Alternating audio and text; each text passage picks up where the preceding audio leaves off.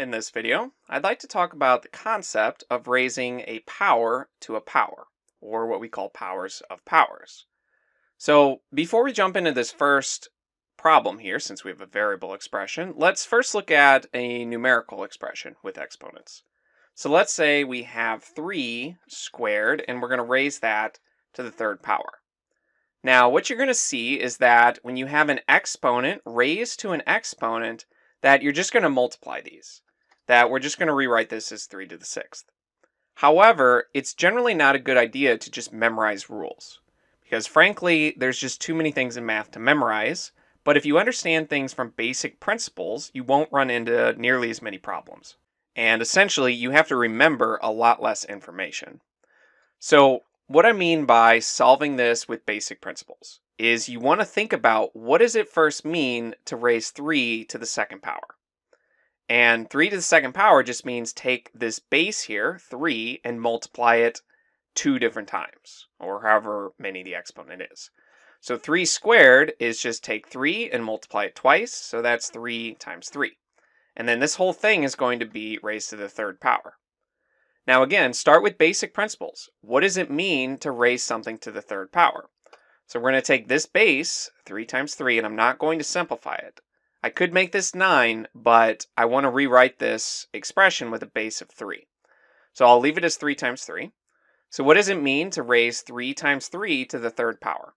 So take this expression and multiply it 3 times. So you get 3 times 3, that's one of them. There's a second one, and 3 times 3 would be a third one. So 3 times 3 to the third, notice you just have 3 of those multiplied together. And now notice that in total, you have 6 of these 3's multiplied together. So we could rewrite this as just 3 to the 6th. And that's the general pattern. When you, let's say, have a base of a, and you raise it to the x power, and then you raise that to the y power, that this simplifies to the a to the x times y power. You end up just multiplying these two exponents together. So that's the general rule, but again, you always want to think about this using your basic principles. So let's now look at this example problem where we have a variable expression, and let me just rewrite it. Down here we have y squared, and we're raising that to the third power. Now, according to our rule, we're just going to multiply these exponents and rewrite this as y to the 6th. And while that is the answer, you do again want to understand it from basic principles.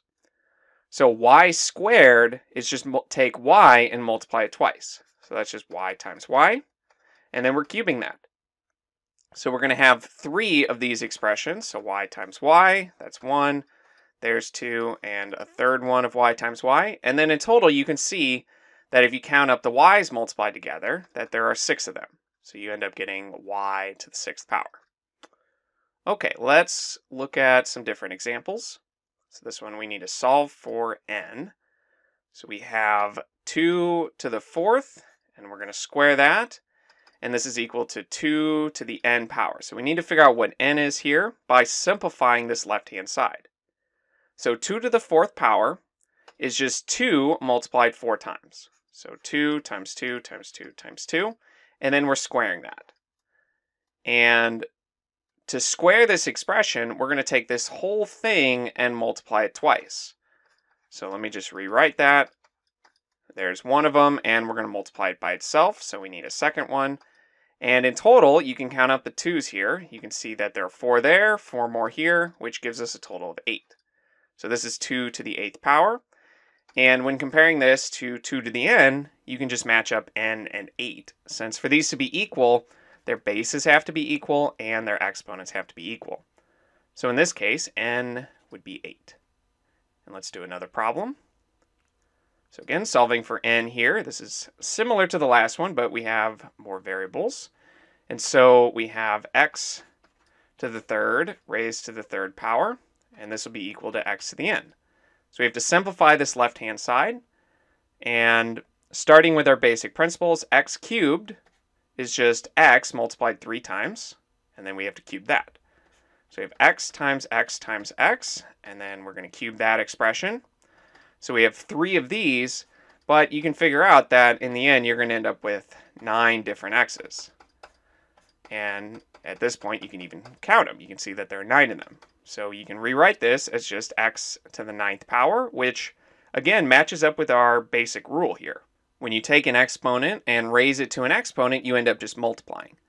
But by thinking this through with basic principles every time, you're essentially proving this rule to yourself. And now matching this up with x to the n, you can see that since they have the same base, their exponents need to be equal. So in this case, n would be equal to 9, which is what you'd put in the box. And let's keep going. So we need to rewrite the expression in the form y to the n. And we'll just do this one quickly. So we have y to the 4th, and we're squaring that. And y to the 4th, remember, there's just 4 y's multiplied together. And then when we square this, there's going to be 2 of these expressions. And you'll essentially end up with 8 y's multiplied together, since you'll have 4 and then another set of 4. So this will just be y to the 8th. So in this case, we can rewrite this in the form y to the n. So they just wanted y, which is 1 exponent. So we'll put y to the 8th in the box. And moving on, we'll do 2 more problems. So we need to rewrite this in the form 10 to the nth. So we have 10 to the 1st power, and we're cubing that. 10 to the 1st power is just take 10 and multiply it 1 time. So that's just 10. There's just 1 of those. And then we're cubing that. So we could multiply this out, but they want us to write this in the form 10 to the n. So we'll just rewrite this as 10 cubed. And notice it follows the pattern. If we just multiply 1 times 3, you do get 3. So in this case, you would put 10 to the 3rd inside this box. And let's do one final problem. So rewrite the expression in the form b to the n.